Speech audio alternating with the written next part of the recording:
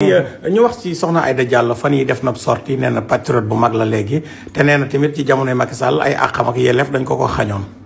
xam nga man dafa am li may lancé waat Sonko ak Diomaye bu leen kenn jaxaseeg yoonu murid wi bu leen kenn jaxaseeg sëñ Mountakha mi sëñ Mountakha daa topp ay magam ba am lii mu am.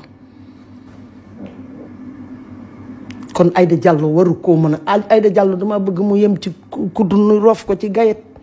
Aïda Diallo bu mu taal suñ Tuubaa gi bu mu jaxase réew mi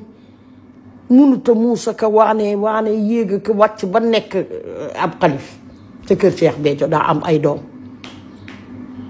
ngay nuyu nag ñaari jabaram yu mag yooyu nga xam ne foo leen seen ña nga sol seeni garam bu mu jot ñu kolo soxna Mboose keneen ka ca des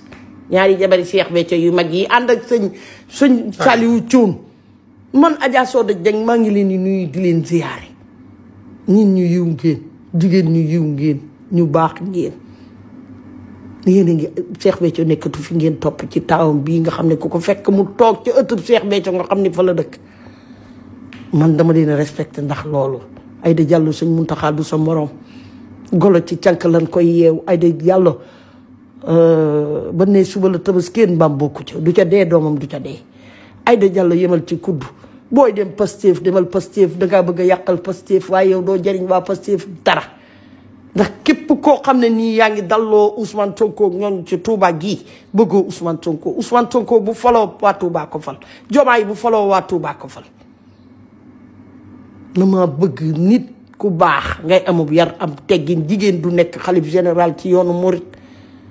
mun ko doon nekk soxna moom yi sëñ Touba ñoom ñii ñëpp ñu nekk ko te nekkunu ko kenn du la topp fii ci Touba gii bu nee ba yaa ngi Pastef nag ñi ngi lay xaar màggalu Touba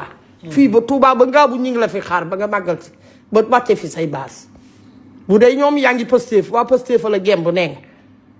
gembu ñu la de danga leen a bëgg a jaxase bëgg leen a may ba nga te sant nu sàmb rek leel Aïda Diallo rek leel d'accord mais Mère Soda Tabaski de